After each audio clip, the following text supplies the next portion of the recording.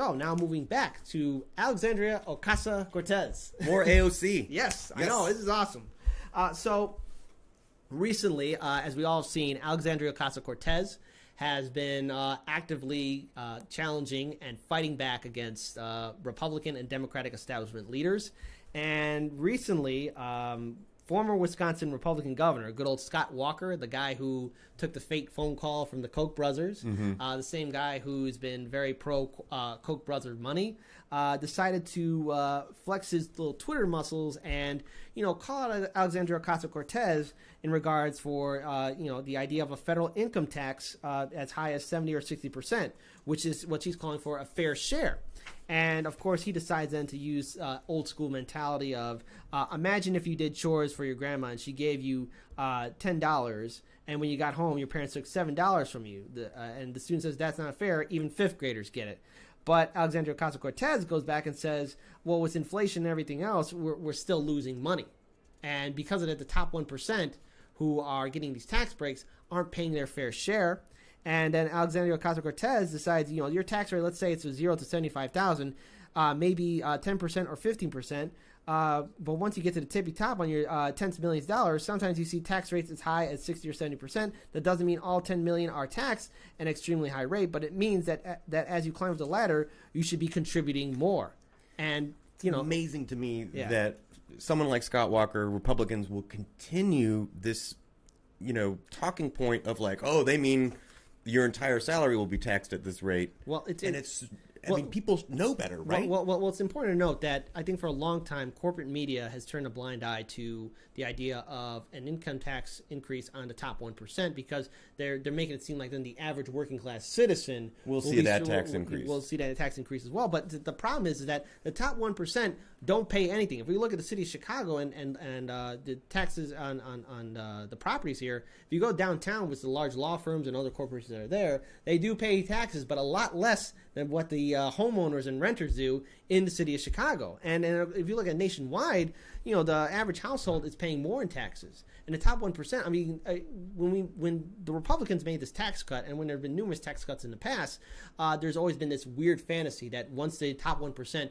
get that tax cut, there'll be trickle-down economics, everyone will get more raises and everything else, but that's not the case. What happens when you give the tax cuts to these large corporations and the top 1%? Well, they shut their businesses down, they lower wages, and they decide not to contribute but hoard all their money. What do you guys need? Another ivory back scratcher? So when you see someone like Alexandria Ocasio-Cortez decide to talk about the federal income tax increase on the top 1%. Well, somebody like Scott Walker is probably, sweating like, oh my God, those are my donors. Well, how am I going to earn money? How am I going to earn anything? Where's my donations going to come from if I don't defend my millionaire and billionaire friends? And so when she decides to come out and swing with facts and numbers, they cower away, just like Mitch McConnell, who's hiding in an unmarked room and refuses. A United States senator who's been in office longer than Alexandria Ocasio-Cortez, chooses to hide. Hey, Turtle Boy, you're making the Ninja Turtles look bad. I mean, come on. Where's your pride? Well, I do want to point out also if you go back to the Eisenhower era, the top marginal tax rate was like 90%. So we'll have a chat with AOC and we'll argue we're up to 90. But right now she's at 70, and that's. But there's a lot of people upset and worried, and I just keep saying, like, it's not abnormal. It's not radical. It was less than 100 years ago that it was even higher than 70%. Mm-hmm. And the thing that kind of bugs me is that's just a piece of the puzzle. Even if you get that top marginal tax rate changed, right, the wealthiest among us, right, the top 0.1% don't have giant incomes, right? Mm-hmm. They don't pay lots of income tax. Their income, the money that they make is capital gains.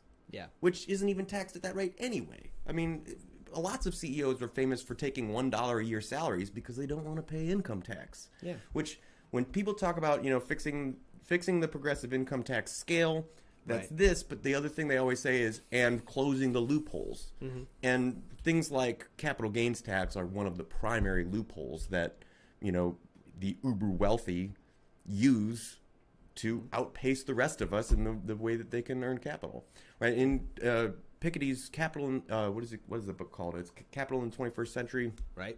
He mentions that in this day and age, existing wealth or existing capital has the ability to make more capital at a faster rate than an individual could work or an individual could start a business.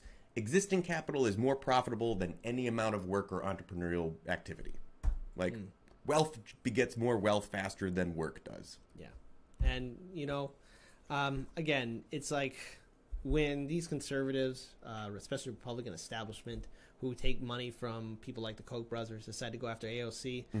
Just a heads up, guys, she's going to swing back, and she's not going to apologize. And don't ever expect her to apologize for calling you out for the corporate sellouts that you are. Same thing for the corporate establishment Democrats that are telling her to sit down. Again, this is what Americans want out of their elected officials, to challenge the neoliberal system. Because the same people who donate to Republican establishment leaders like, Mitch McConnell or even former Governor Scott Walker, they're the same people who donate to establishment Democrats. They're all friends with each other. It's one big club, and you're not part of it. So let's institute real change. Let's reform the Democratic Party. Let's actually have a true, open, transparent democracy, and let's actually have the top 1% pay their fair share. I mean, that was one of the reasons why we got out of the Depression. I mean, of course, there's a whole reasons why we got out of the Depression, but FDR was the one who was willing to implement real change and have real regulations be put on Wall Street, the entity that helped start the Depression in the first place. I mean, there's a lot of factors that led to the Depression, but let's face it. We now live in such a vast income inequality that sooner or later we're due for an economic collapse. And it's about time that the top 1% paid their fair shares. I mean, absolutely. How else are we going to do this? Right. Well, hoping that a tax cut's going to save the day? That's not going to work.